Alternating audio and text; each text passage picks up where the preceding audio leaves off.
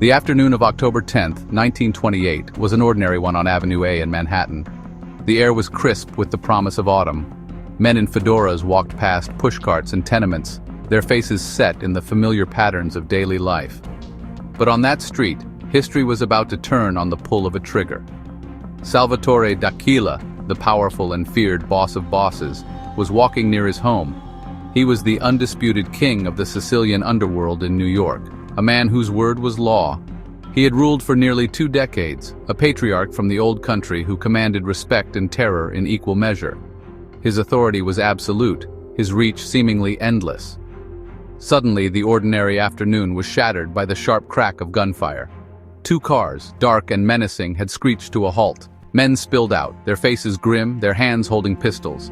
D'Aquila, caught completely by surprise, had no time to react. The bullets tore through his tailored suit, a brutal and public execution. He fell to the pavement, his reign ending in a pool of his own blood on a city sidewalk. The assassins vanished as quickly as they had appeared, leaving behind a scene of chaos and a message that could not be misunderstood. The old ways were over. The king was dead. The news of D'Aquila's murder spread through the tightly knit Italian neighborhoods like a shockwave. It was more than just the death of a man, it was the collapse of an empire. For years, D'Aquila had maintained a fragile peace through sheer force of will. He was the final arbiter of disputes, the ultimate authority in a world that operated by its own ruthless code. His death created a void, a sudden and terrifying emptiness at the very top of the criminal hierarchy. Capos and soldiers whispered in cafes and social clubs, their minds racing. Who had dared to strike down the boss of bosses? And more importantly, who would be bold enough to take his place? The killing was a declaration of war. It signaled a shift in power, a violent changing of the guard. The old world traditions of honor and respect, which D'Aquila had tried to uphold, seemed to die with him on that sidewalk. A new generation of gangsters, younger and more ambitious, saw their chance. They were men who had been forged not in the hills of Sicily, but in the brutal streets of New York. They were hungry for power and wealth, and they were willing to do anything to get it. The death of Salvatore D'Aquila was not an end. It was a beginning, a bloody, violent beginning. Into this chaotic world stepped a man named Giuseppe Masseria. He was known on the street as Joe the Boss. He was short, stout, and had a face that looked like it had been carved from rough stone. Masseria was born in Marsala, Sicily, in 1886, and he carried the grit of his homeland with him to America. He arrived in New York in 1903, a young man with nothing to his name but a fierce ambition. He did not have the aristocratic bearing of a man like D'Aquila. Instead, he was a creature of the slums, a brawler who understood the language of the fist and the knife long before he mastered the art of criminal politics. Masseria's early years in America were a masterclass in survival. He quickly fell in with the Morello crime family, the first great mafia dynasty in New York. He learned the rackets from the ground up, extortion, loan sharking, and the brutal enforcement that kept the system running. He was arrested for burglary and served time in prison, an experience that only hardened his resolve. He was not a man of grand speeches or intricate philosophies. His belief was simple: power belonged to the man strong enough to take it. He saw the world as a battlefield, and he intended to be its victorious general. Unlike the traditional mustache Petes who clung to the old Sicilian ways, Masseria was a pragmatist. He understood that New York was not Sicily. The key to power was not just heritage, but money and muscle. He saw the potential of prohibition, the new law that had made criminals into kings. Bootlegging offered unimaginable profits, and Masseria wanted his share. He was willing to work with anyone, not just Sicilians if it served his purpose. This was a radical idea at the time, an insult to the old guard who prized ethnic purity above all else. But Masseria cared little for their traditions. He cared only for what worked. By the time D'Aquila was killed, Joe Masseria was already a formidable force in his own right. He had built a powerful crew in Lower Manhattan, a loyal band of killers and earners who looked to him as their leader.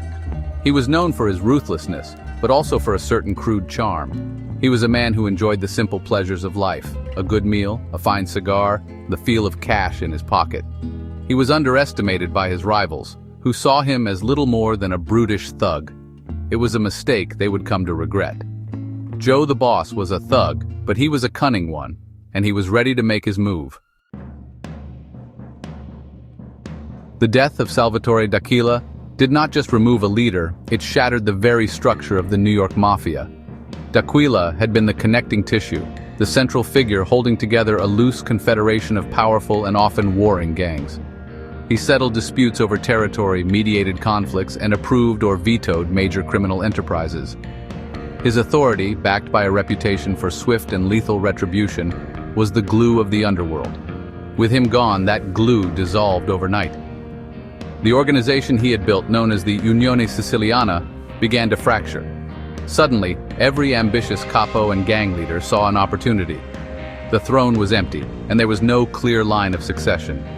D'Aquila's own gang in East Harlem and the Bronx was thrown into disarray, its lieutenants scrambling to secure their own positions. Other powerful bosses across the city, men who had paid tribute to D'Aquila, now saw no reason to respect his old boundaries. It was a free-for-all. The unspoken rules that had governed the criminal landscape for a decade were now worthless. It was a time of immense danger, but also of immense possibility for those who were bold enough to seize it. The power vacuum was most intensely felt in the streets. Small-time disputes that would have once been settled by D'Aquila now escalated into open warfare. Bootlegging crews began hijacking each other's trucks with impunity. Loan sharks and bookies fought over lucrative street corners. The fragile peace that had allowed organized crime to flourish was replaced by a state of near-constant, low-level conflict. The police were largely unable and often unwilling to intervene in these internal gangland struggles. For the men of the underworld, there was only one law that mattered, the law of the strongest. This was the environment that Joe Masseria had been waiting for. He saw the chaos not as a problem, but as a ladder. While other gangsters were focused on protecting their small territories or settling old scores, Masseria had a larger vision. He aimed to rebuild the entire structure, but with himself at the top. He understood that the first person to bring order to the chaos would become the new king. He knew it would require violence, cunning, and a willingness to break every rule. The city was a prize waiting to be claimed, and Joe Masseria was ready to pay the price in blood. Joe Masseria's rise to power was not simply a story of brute force. It was a clinic in manipulation, a dark ballet of shifting alliances and shocking betrayals. He understood that in the world of the mafia, a friend today could be an enemy tomorrow, and the only loyalty that truly mattered was loyalty to oneself. Masseria mastered the art of the double cross. He would form partnerships with rivals, using their strength and resources to eliminate a common foe, only to turn on his allies once they had served their purpose.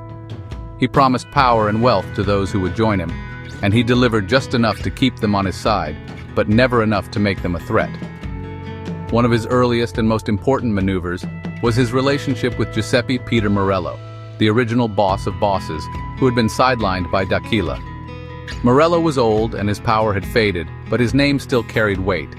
Masseria shrewdly allied himself with the remnants of the Morello clan, positioning himself as their protector and champion. He used Morello's experience and connections to gain legitimacy among the older generation of mafiosi. In return, he gave Morello a position of respect within his growing organization. It was a brilliant move, lending him an air of tradition while he systematically dismantled it. Betrayal was Masseria's sharpest weapon. He was a master at turning a rival's own men against him. He would identify a disgruntled lieutenant in an enemy camp and make him an offer he couldn't refuse.